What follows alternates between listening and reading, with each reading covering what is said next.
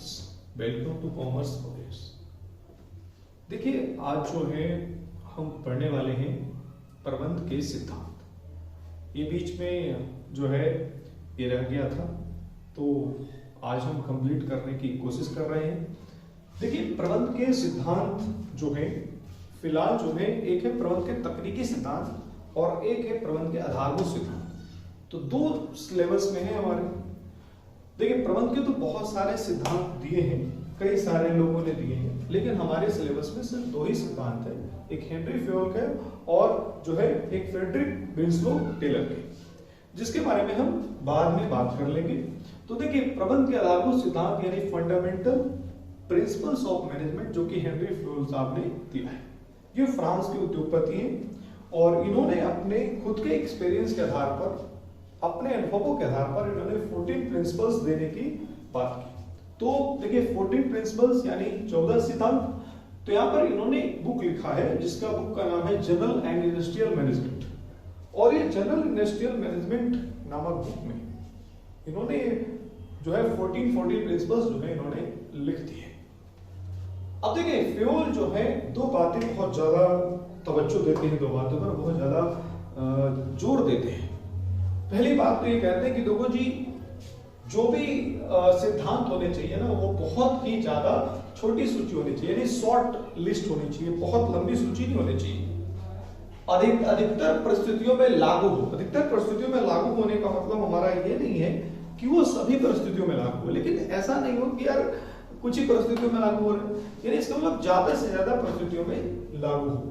तो अधिकतर परिस्थितियों में लागू होने वाले सुझावात्मक सिद्धांत, जबरदस्ती वाला सिद्धांत नहीं कि भाई मानना ही पड़ेगा, मैनेजर है तो ये मानना ही पड़ेगा, ऐसा नहीं है। आप चाहो तो मानो, चाहो तो ना मानो, ये सुझावात्मक है बच्चे।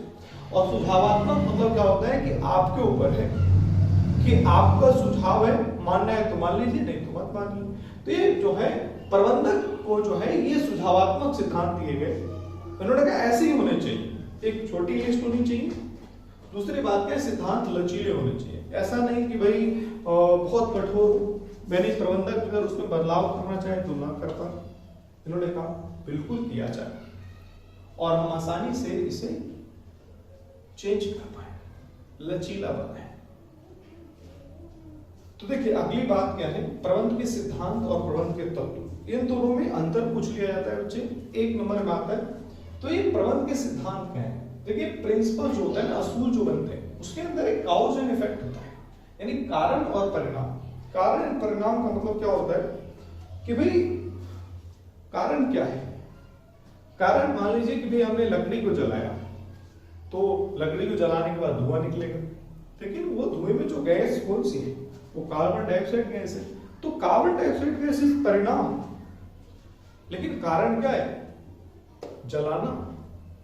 चाहे हमने कोयले को जलाया, चाहे हमने लकड़ी को जलाया, तो यहां पर कारण और परिणाम का संबंध है ना। तो इसीलिए ये आधारभूत सत्य है। आधारभूत सत्य मतलब इससे आप नकार नहीं सकते, ये होता ही होता है, क्योंकि अनुभवों के आधार पर ये जो है कई बार प्रयोग के आधार पर ये प्रूफ किया गया है और इसको आप नकार नहीं सकते हैं। अगली बात है प्रबंध के तत्व क्या है, what are the elements of management. तो 5 फंक्शंस ऑफ मैनेजमेंट होते हैं, 5 कार्य होते हैं बच्चे, नियोजन, संगठन, नियुक्तिकरण, निर्देशन और नियंत्रण, जो कि हम पढ़ेंगे और कुछ पढ़ भी चुके हैं। तो चलिए बच्चे आगे देखते हैं। देखिए, कार्य विभाजन यानी डिवीजन ऑफ लेबर यानी डिवीजन ऑफ वर्क। तो इसका मतलब क्या होता है कि आप काम को बांटने की बात कर रहे हैं। देखिए, क्या लिखा हुआ है कि यदि अगर संभव हो, यदि ये हो सकता है, थोड़ी सी भी अगर संभावना है, तो पूरे काम को कई भागों में बांट दीजिए। तो यहां पर जो है इन्होंने ये सुझाव दिया है कि बांट दो। भाई इन्होंने कहा कि बांट देने से फायदा होगा। कैसे फायदा होगा? देखिए, जैसे मान लो ढक्कन है, तो ढक्कन बनाने का काम अलग व्यक्ति का होना चाहिए। ये जो है बॉडी है, तो बॉडी बनाने का काम अलग व्यक्ति का होना चाहिए। इसके ऊपर जो मार्किंग की गई है, इसके ऊपर जो प्रिंट किया गया है वो अलग व्यक्ति का काम होना चाहिए, इसके अंदर जो निब लगाया गया है वो अलग व्यक्ति का काम होना चाहिए, इसके अंदर जो इंक भरा गया है वो अलग व्यक्ति का होना चाहिए, इसके अंदर जो प्लास्टिक यूज की गई है उसको अंदर की वो अलग व्यक्ति की होनी चाहिए। तो इसमें क्या है कि क्या होगा, इससे फायदा क्या होगा सर? देखिए इससे फायदा ये होता है कि हर व्यक्ति जो है स्पेशलिस्ट हो जाएगा, अपने काम में बेस्ट हो जाएगा। आपको भी पता है कि एक जमाना था जब गांव में देहात में कोई एक आदमी डॉक्टर कहलाता था, वो हर काम कर लेता था। ये मान लीजिए बाल से लेके पैर तक हर चीज को देखना उसी का है। वो वैद्य होता था, फिजिशियन होता था। लेकिन आज देखिए बालों का डॉक्टर अलग है।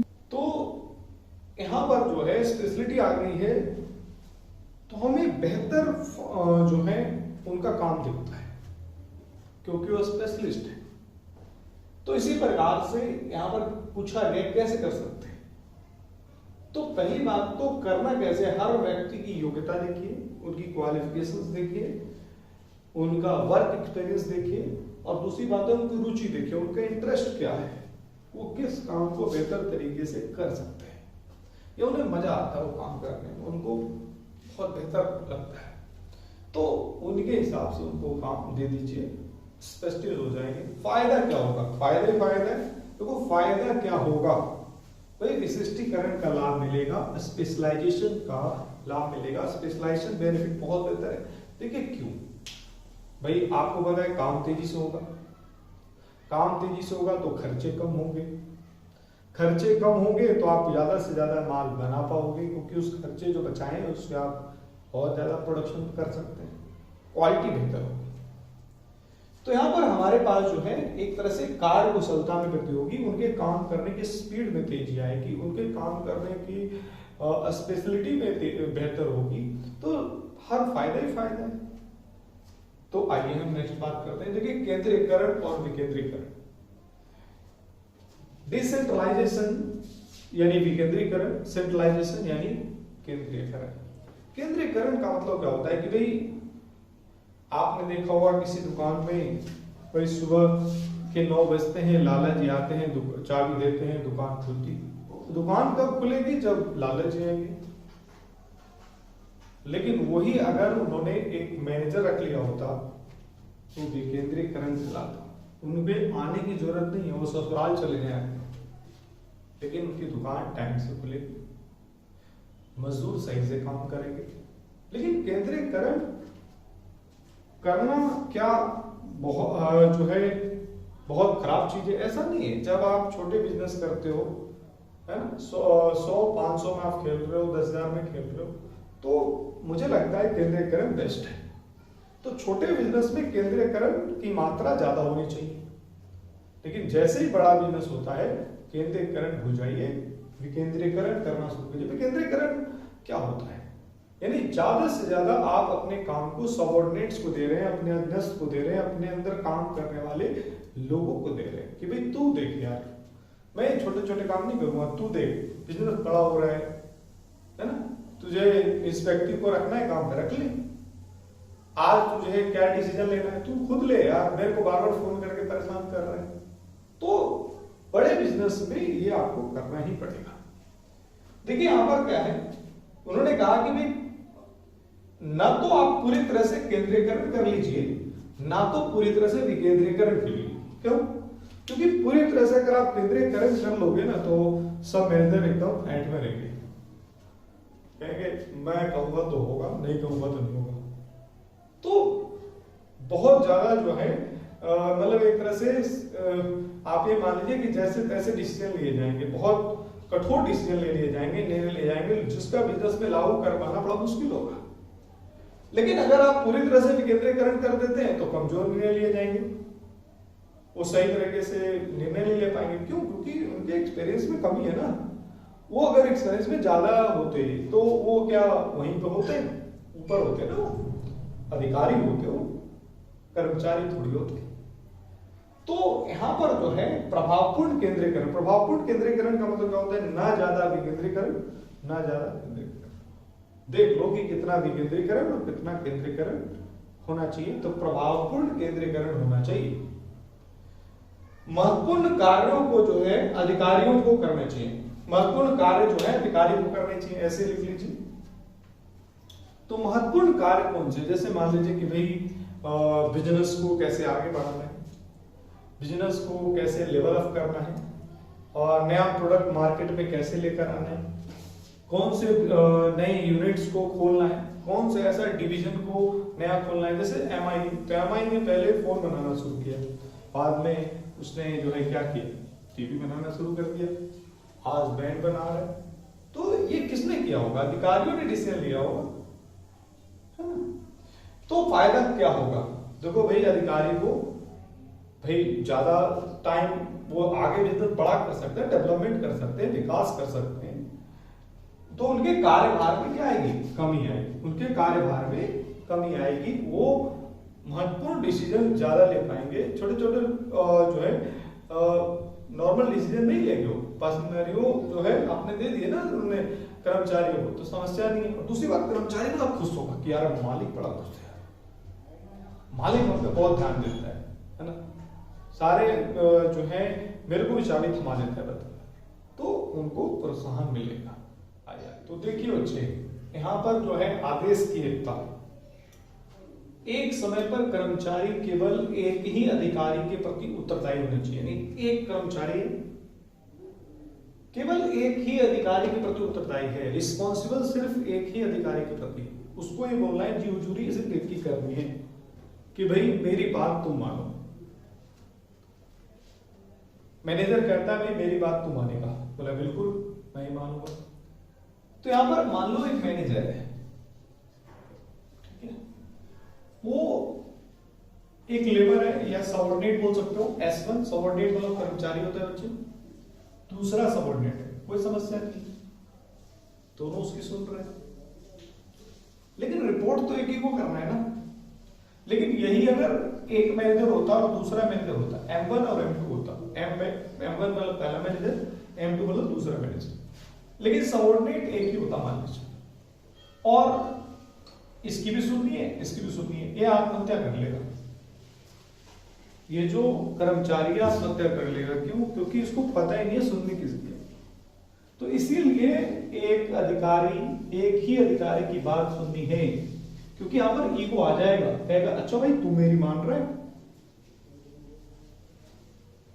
ठीक है सही है, दूसरा वाला कहेगा तो मेरी मान नहीं रहा है, तेरे मैं खाट खड़ी कर दूंगा, समस्या आ जाएगी ना। फायदा क्या होगा, कर्मचारी भ्रमित नहीं होगा। भ्रमित मतलब क्या होता है, क्लियर होगा, कॉन्सेप्ट क्लियर होगा कि भाई मेरे को ये काम करना है, ठीक है।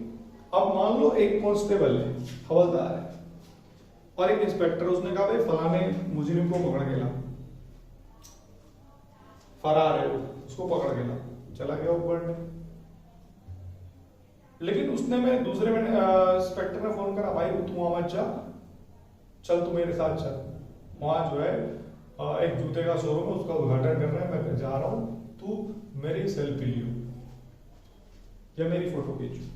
वो फंस जाएगा कि मैं मुजरिम ढूंढूं कि ये सेल्फी खींचूं, तो आत्महत्या तो करेगा ना। फायदा क्या होगा, देखो कर्मचारी भ्रमित नहीं होगा, बता दिया।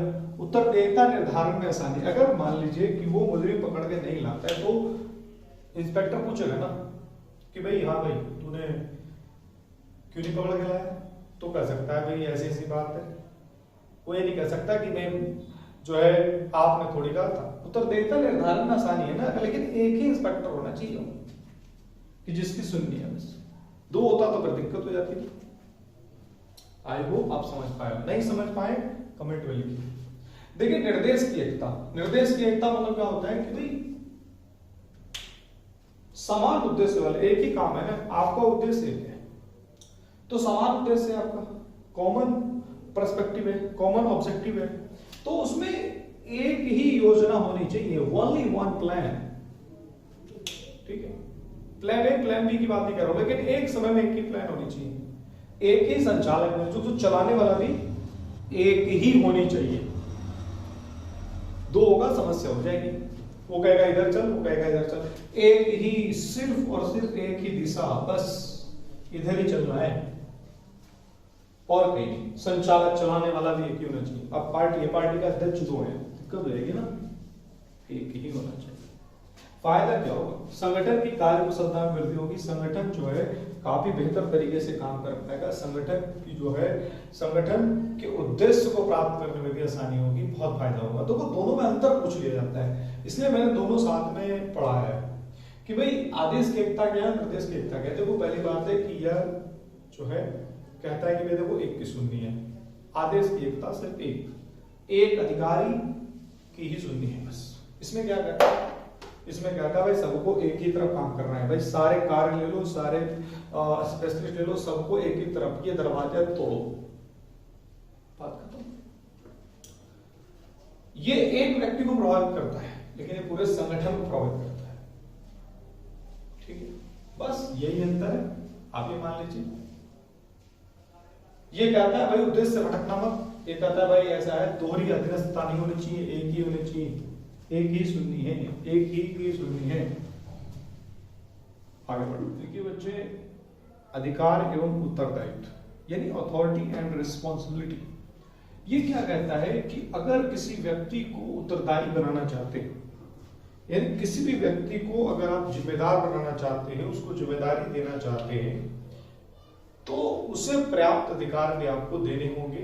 यानी उसे जो है पर्याप्त अधिकार से हमारा मतलब क्या हो सकता है, यानी पर्याप्त मतलब जितने चाहिए उसे ना ज्यादा अधिकार दे ना कम दे। क्यों भाई ज्यादा क्यों नहीं देना चाहिए? क्योंकि अगर आप ज्यादा अधिकार देंगे तो ज्यादा अधिकार होने पर जो वो अधिकार उसको मिले हैं उसका वो गलत प्रयोग कर सकता है। क्यों? क्योंकि जिम्मेदारी जो है कम है और अधिकार ज्यादा है। लेकिन दूसरी तरफ अगर अधिकार मान लीजिए कम है तो क्या कर पाएगा? वो सही तरीके से काम नहीं कर पाएगा, जो वो जिम्मेदारी दी गई है उसे निभा नहीं पाएगा। क्यों? क्योंकि उसे अपने अधिकार कम दिए। तो कुल मिला के हमें पर्याप्त अधिकार देने होंगे, पर्याप्त मतलब न ज्यादा और न कम, परंतु आवश्यकता से अधिक नहीं। तो ये बिल्कुल क्लियर हो गया है कि आवश्यकता से ज्यादा आपको अधिकार नहीं देने हैं। फायदा क्या होगा? यानी देखो फायदा जब मैं बोलता हूँ धनात्मक प्रभाव क्या होगा, और धनात्मक प्रभाव अगर आप याद कर लेते हैं तो ऋणात्मक प्रभाव को याद करने की बिल्कुल भी जरूरत नहीं है, बिल्कुल अपोजिट है। तो धनात्मक प्रभाव कह सकता है लक्ष्य प्राप्ति में आसानी, यानी आसानी से आप लक्ष्य प्राप्त कर सकते हैं। जो उसको गोल मिला है, संस्था का गोल तो अचीव होगा ही होगा, लेकिन एक व्यक्तिगत गोल जो उस कर्मचारी को दिया गया है, उस अधीनस्थ को दिया गया है, वो अच्छे से कर पाएगा, उसके लक्ष्य बेहतर तरीके से प्राप्त हो पाएंगे। एग्जाम्पल लेते हैं, जैसे सपोज कीजिए कि एक सेल्स मैनेजर है या सेल्स एग्जीक्यूटिव है, उसे कहा गया कि भाई ऐसा है कि आपको जो है जो हमारा टर्नओवर उसे डबल करना है। तो उन्होंने कहा ठीक है कर सकते हैं, तो लेकिन आपको उसे अधिकार भी देने होंगे। अब वो कहेगा कि भाई मैं अपने हिसाब से जो है अपने चुने हुए लोगों को मैं जो है रखूंगा, तो कहेगा ठीक है चलो रख सकते हो आप। वो कहेगा मैं होर्डिंग बड़े अच्छे अच्छे जगह पे लगाना चाहता हूँ, विज्ञापन बहुत अच्छे से करना चाहता हूँ, बोलो चलो तुम ये कर सकते हो। तो वो अधिकार मिला है ना। अगर वो डबल अचीव नहीं होता तो उससे हम सवाल पूछ सकते हैं कि भाई तुमने जो जो मांगा था हमने दिया था और क्यों नहीं अचीव हुआ, तो वो कह सकता है कि हाँ जी हमें अधिकार तो मिला, और वो पूरी कोशिश करेगा कि हमें अधिकार मिले है, तो उसका बेहतर तरीके से प्रयोग भी होना चाहिए। तो आई होप ये क्लियर है। तो देखिए हमारे पास जो है अनुशासन है, अनुशासन और डिसिप्लिन, कहते हैं अनुशासन ही देश को महान बनाता है। छोड़ दीजिए बात को, अनुशासन हर व्यक्ति को महान बनाता है, अनुशासन हर समाज को महान बनाता है, अनुशासन जो है व्यवसाय को भी महान बनाता है। तो एक तरह से व्यवसाय के निर्धारित नियमों को पालन करना ही अनुशासन है। जैसे समाज के कुछ नियम है तो उसको अगर आप पालन कर रहे हैं तो आप अनुशासित है, आप डिसिप्लिन है। ऐसे व्यवसाय के कुछ निर्धारित नियम होते हैं, कुछ नियम है। जैसे मान लीजिए कि भाई टाइम से आना और टाइम से जाना, है ना, अपने जो गोल्स हैं, जो आपको काम दिया गया उसको बेहतर तरीके से करना, ये एक निर्धारित नियम हो सकता है। लेकिन दूसरी बात क्या है कि जो आपको नियम बनाएगा उसके प्रति एक निष्ठा आपको बना कर रखनी कि भाई हर हाल में मुझे नियम जो लागू हुआ है उसको पालन ही करना है। जैसे सपोज कीजिए कि भाई आप एक सेल्स मैनेजर है और आपको कहा गया कि भाई देखो 10% आप डिस्काउंट दे सकते हैं और जो है हर कस्टमर को मिलेगा, तो आप हर कस्टमर को नहीं दे रहे, बल्कि आप जो है अपने रिश्तेदारों को दे रहे हैं। तो ये भी गलत है, क्योंकि आप अनुशासन में नहीं, आप चीट कर रहे हैं, आप गलती कर रहे हैं। तो अनुशासन मतलब क्या होता है कि बेहतर तरीके से जो आपको अधिकार दिए गए उसको भी पालन करना कहला सकता है। तो यहाँ पर ये क्या फायदा होगा, तो अनुशासित संस्था से व्यवसाय की साख बढ़ती है। साख व्यवसाय की क्यों, एक कर्मचारी की भी साख बढ़ती है। उस कंपनी को लोग बेहतर तरीके से देखते हैं, उस व्यवसाय को लोग अच्छे तरीके से देखते हैं। वो कहते हैं कि देखो जी ये कंपनी है, तो अगर इस जैसे LIC है तो LIC पे सबको भरोसा है, तो LIC one of the best insurance company.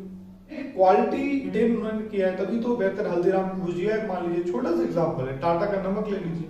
तो ये सारे जो हैं कि भाई इनकी क्वालिटी बेहतर है, ठीक है, ये प्राइसेस बड़े अच्छे रखते हैं। तो कुल मिला के साख बढ़ती है अनुशासन से। पसंद आ रही है, अनुशासन हर चीज से हो सकता है कि हमारा स्टैंडर्ड क्या है, व्हाट इज आवर स्टैंडर्ड। आगे पॉइंट तो देखिए, कर्मचारियों का पारिश्रमिक। कर्मचारियों का पारिश्रमिक का मतलब क्या होता है, यानी कर्मचारियों को आप मेहनताना दे रहे हैं। देखिए कर्मचारी जो आपके पास काम कर रहा है, सबसे पहली बात तो उसे आर्थिक फायदे की जरूरत है, इसीलिए तो वो काम कर रहा है। तो कहीं ना कहीं जो है यह इतनी होनी चाहिए कि कर्मचारी भी खुश हो और मालिक भी खुश हो, वो भी अधिकतम खुश हो, अधिकतम संतुष्टि मिले। अधिकतम संतुष्टि मिलने का मतलब क्या होता है कि भाई मालिक को भी ना लगे कि यार कॉस्ट टू कंपनी बहुत ज्यादा है, इस व्यक्ति को रखना सही नहीं है। तो उसकी योग्यता के अनुसार आप उसकी मेहनताना दें, उसके एक्सपीरियंस के हिसाब से उसको मेहनताना दें, बेहतर है, होना भी चाहिए। और कर्मचारी भी खुश हो कि भाई ऐसा नहीं लगे कि भाई मैंने इतनी बड़ी डिग्री ले रखी है, इतना एक्सपीरियंस है और मेरे को दे ही क्या रहे हैं। वो पता है क्या होगा, वो ताक झाक करता रहेगा दूसरी कंपनी में, जैसे ही उसको एक बढ़िया अपॉर्चुनिटी नजर आएगी वो फटाक से जो है उस कंपनी में जाके जॉब ले लेगा। तो कुल मिला के यहाँ पर जो है, यहाँ पर फ्यूल खास करके कहते हैं, फ्यूल ज्यादा जोर दे रहे हैं कि मौद्रिक और अमौद्रिक हो, यानी जो पारिश्रमिक है वो मौद्रिक और अमौद्रिक का मिश्रण होना चाहिए। मिश्रण मतलब मिक्स्ड हो। जैसे आप देखो, आप KFC, मैकडोनल्ड, बर्गर किंग कहीं भी चले जाइए आप, उनके टी-शर्ट्स पर आप देखोगे स्टार लगे होते हैं। वो अलग से जो है शीशा बनवा लेते हैं कि भाई employee of the week, employee of the month, social जो है खुशी मिल रही है।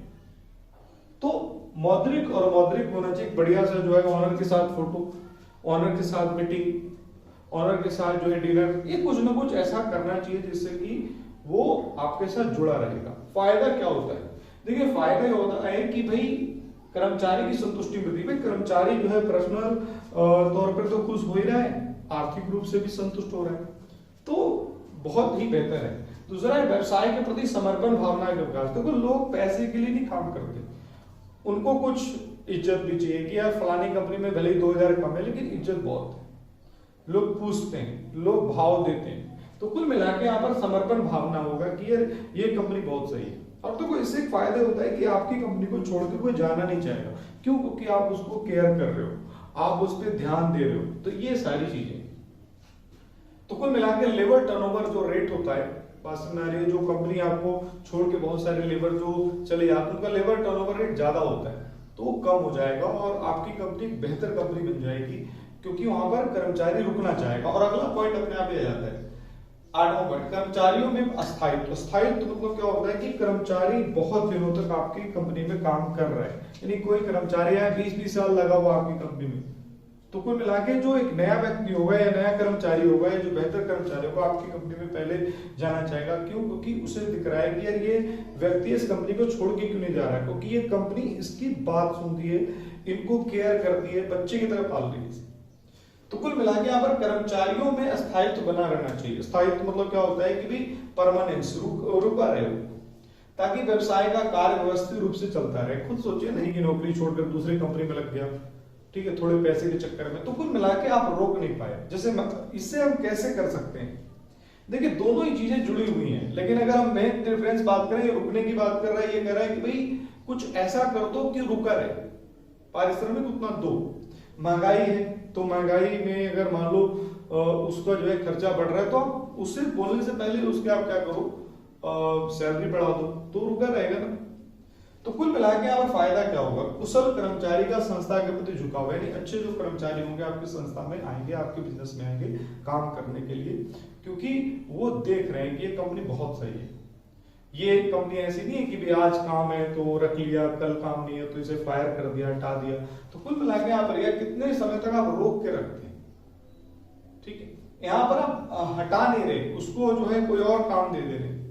तो कम प्रशिक्षण लागत, तो वो ऐसा नहीं होना चाहिए कि आपकी कंपनी एक ट्रेनिंग हाउस हो जाए कि भाई कोई भी आए काम सीखे चला जाए, कोई भी आए काम सीखे चला जाए। तो कुल मिला के इससे फायदा नहीं, प्रशिक्षण लागत आपका जो है बहुत ज्यादा हो जाएगा और नुकसान है। तो देखिए बच्चे, व्यक्तिगत हित समान हित के रहे, व्यक्तिगत हित बाद में रखिए, समान हित पहले रखिए।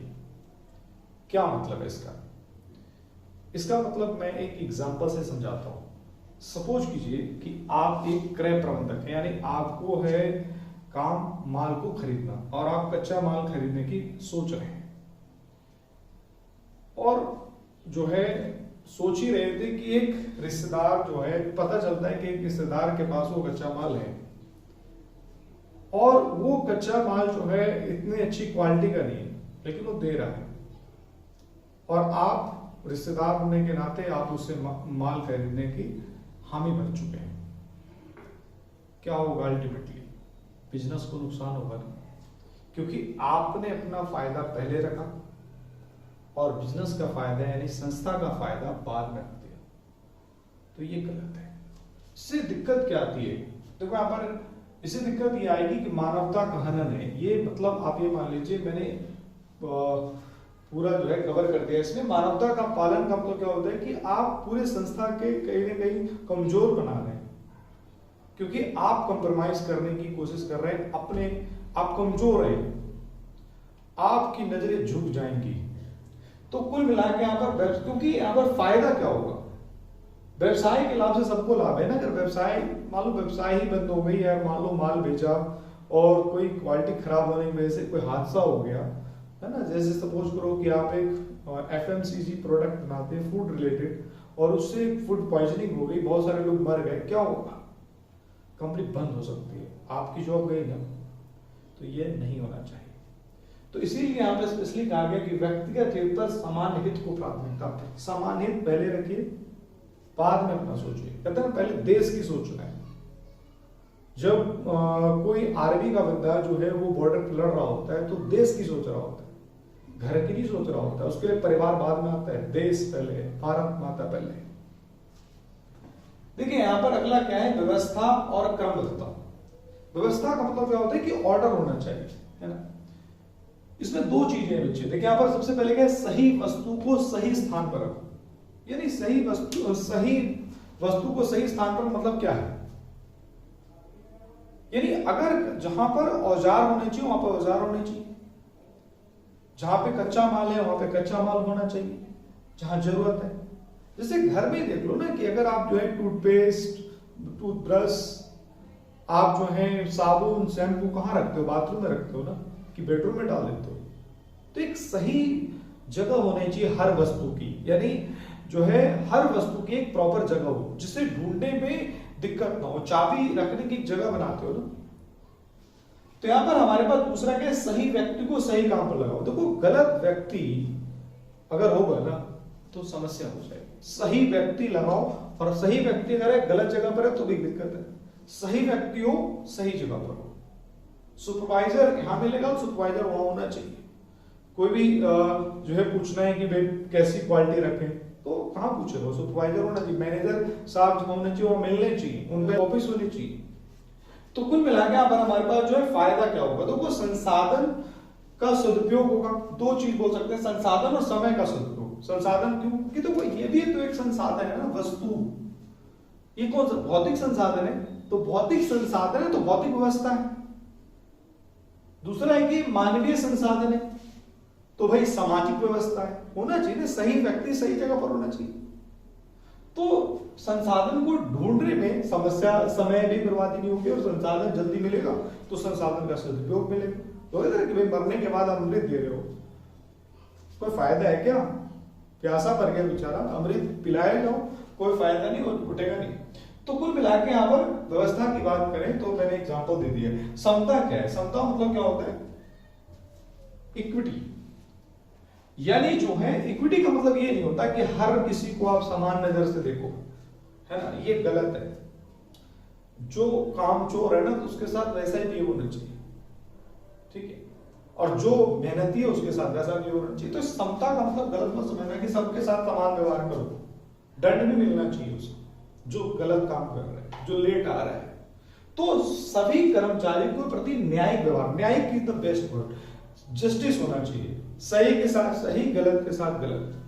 तो यहां पर क्या है कि फायदा क्या होगा? तो अकुशल कर्मचारी भी बेहतर कर्मचारी बनना चाहेगा। अगर वो अकुशल है, उसे पता है कि मैं गलत काम कर रहा हूं, आप उसको जो है, क्योंकि आपका रिश्तेदार है, आपके जान पहचान है, उसके साथ अच्छा संबंध है, आप उसको पसंद करते हो, आप उसको कुछ नहीं कर रहे हो, तो गलत हो जाएगा ना। वो तो वैसे ही और खराब रवैया आप करना शुरू कर देगा। और जो कुशल कर्मचारी हो गए, क्या कह रहा है, इसको कुछ नहीं कर रहा तो मेरे को क्या करेगा। तो आप बेहतर कुशल कर्मचारी और बेहतर हो सकता है। अकुशल कर्मचारी कम से कम वो कुशल बनने की कोशिश तो करेगा। आप एक एग्जांपल ले लेता हूं। सपोज कीजिए कि अगर जो है कर्मचारी और उसको कहा गया कि भाई 500 जो है वस्तुएं बनाने एक दिन में, तो वो 100 ही बनाता है, तो उसको दंड दीजिए ना। क्यों नहीं बना रहा भाई? स्टैंडर्ड 500 का है तो 500 बना। लेकिन कोई 500 की जगह 700 बनाता है, उसको पुरस्कार दीजिए, उसको बोनस दीजिए। तो यहां पर जो है टेलर, जब मैं पढ़ाऊंगा टेलर के सिद्धांत, तो एक उसने बोला है विभेदात्मक जो है मजदूरी पद्धति होनी चाहिए, पारिश्रमिक पद्धति होनी चाहिए, जिसमें कि भाई सही जो काम कर रहा है उसको ज्यादा वेतन मिलना चाहिए और जो कम काम कर रहा है उसको कम वेतन मिलना चाहिए। तो जरूरी है आगे एक सीधी रेखा के माध्यम से होनी चाहिए, ऊपर से नीचे, मतलब या तो इंफॉर्मेशन जो है ऐसे आएगी या तो इंफॉर्मेशन ऐसे जाएगी। यहां पर ये बात समझने वाली बात है। अगर मान लीजिए कि भाई डी को एच से डायरेक्ट बात करनी है तो नहीं कर सकते। कैसे बात कर पाएंगे? डी को सी के पास जाना होगा और सी को बी के पास, बी को ए के पास, ए को एफ के पास। यहां पर जब मैं पास बोल रहा हूं तो मैसेज भेजना होगा, पास जाने की जरूरत नहीं। यहां पर एफ को जी के पास और जी को एच के पास, तब इंफॉर्मेशन टी की पहुंच पाएगी एच के बाद। अब सवाल ये उठता है कि क्या सर ये हमेशा ही होगा? नहीं, देखो ये हमेशा नहीं होगा। ये कभी डायरेक्ट भी बात कर पाएंगे, डी एच से डायरेक्ट बात कर सकता है, लेकिन इन इमरजेंसी, सिर्फ और सिर्फ इमरजेंसी। तो इसे बोलते हैं जब ये डायरेक्ट बात करेगा तो यहां पर जो है कम से कम सी से पूछ लेगा, अपने से ऊपर वाले से पूछना होगा कम से कम, याद रखिएगा। अगर डी बात करना चाहता है तो सी से पूछना पड़ेगा। अगर ई आई के साथ बात करना चाहता है तो ई को डी से पूछना पड़ेगा, अपने से जस्ट ऊपर वाले से, ठीक है। इसे बोलते हैं समतल संपर्क, लेकिन ये सिर्फ इमरजेंसी में ही यूज किया जाएगा। फायदा क्या होगा? तो सूचना का व्यवस्थित प्रवाह होगा ना। व्यवस्थित मतलब क्या होता है कि सूचना का प्रवाह ऐसे नहीं कि भाई कहीं ना कहीं जो है फिर एक गॉसिप बन जाएगा तो समस्या हो जाएगी। और यहाँ पर जो है व्यवस्थित प्रवाह होना ही चाहिए। अधिकारियों के साथ बेहतर संबंध, सभी अधिकारियों के साथ एक बेहतर संबंध बन पाएगा कर्मचारी का, ईगो हर्ट नहीं होगा किसी का। जो है नियम बनाए गए हैं उसी हिसाब से बातचीत हो रही है। अब यहाँ पर जो है एक एग्जांपल लेते हैं। सपोज करो कि भाई आपके फादर गए और आप स्कूल में जो है क्लासरूम में बैठे हो और आपके फादर साहब आ गए। सबसे पहले जो है वो उस टीचर से अनुमति लेंगे ना कि भाई क्या मैं बात कर सकता हूँ। डायरेक्ट तो बात नहीं, डायरेक्ट बात हो सकती है जब वो किसी को हार्ट अटैक आ गया हो, भगवान ना करे ऐसा हो, तो डायरेक्ट बात कर पाएंगे। टीचर से नहीं पूछने की जद्दोजहद करेंगे। तो यहां पर ये बात समझ लीजिएगा बस। देखिए पहल क्षमता यानी इनिशिएटिव, यानी विचार प्रकट कर पा रहे हो आप, विचार प्रकट करने की क्षमता। जैसे घर में अगर मान लीजिए टीवी लेना है, फ्रिज लेना है, तो आपसे पूछा जा रहा है कि बताओ यार कौन सी टीवी ले, कौन से कलर की ले, और आप समझा पा रहे हो तो आप विचार प्रकट कर पा रहे हो। इससे फायदा क्या हो? तो कर्मचारी भी सोच सकते हो, सोचेगा ना कि यार मेरी बात सुनता है। अगर वो सुनता ही नहीं है तो फिर सोच के क्या फायदा? सोच सकती है फिर तो बिल्कुल नहीं हो सकती। दूसरी बात क्या है कि कर्मचारी द्वारा निर्णय लागू करने में सहयोग। देखिए ये जो है बहुत सारे मैनेजर की खासियत होती है कि वो कोई भी काम करते हैं तो सामने वाले कर्मचारी से बात पूछ लेते हैं कि क्या मुझे ये करना चाहिए कि नहीं करना चाहिए। अगर वो कहता है कि हाँ ये करना चाहिए तो एक कहीं ना कहीं वो बेहतर तरीके से वो डिसीजन लागू हो पाता है। क्यों? क्योंकि उसकी भी हामी है और ये बहुत ही बेहतर जो है मैनेजमेंट टेक्निक है। इसीलिए जो है बल क्षमता का विकास करवाना चाहिए कर्मचारियों के बीच में, और इससे जो है बिजनेस बहुत बेहतर तरीके से विकास कर सकता है। अगले पॉइंट पर आते हैं, सहयोग की भावना। देखो टीम भावना यानी टीम भावना मतलब क्या होता है? नॉट आई वी, यानी आपको मैं यह नहीं करूंगा, हम लोग करेंगे, ये यूज होना चाहिए। यानी एक प्रबंधक को अपना जो है मिथ्या प्रतिष्ठा है जो उसने अपने दिमाग में जो बना रखा है कि मैं ये हूं, वो खत्म करना चाहिए। हमें एक टीम लाइक ए टीम जो है हमें काम करने की जरूरत है। फायदा क्या होगा? देखो टीम की तरह काम करने से आपको उद्देश्य पूरे हो जाएंगे, संस्था का उद्देश्य पूरा हो पाएगा और बहुत बेहतर तरीके से पूरा हो पाएगा। पूरी टीम की तरह अगर जो है संस्था काम करेगी तो एक मधुर संबंध पैदा होंगे। अगली बात अगर मैं करूं तो यहाँ पर ये फायदा होगा, सबसे ज्यादा ये फायदा होगा कि जो है टीम भावना का विकास, और टीम भावना से खुशहाली के लिए फायदा ही फायदा है। तो देखिए पूरा चैप्टर समाप्त होता है, इसके अंदर कुछ भी स्किप नहीं किया, और नेक्स्ट चैप्टर में मिलते हैं अगले वीडियो में। तो अब तक के लिए इतना ही, बहुत बहुत धन्यवाद, थैंक यू।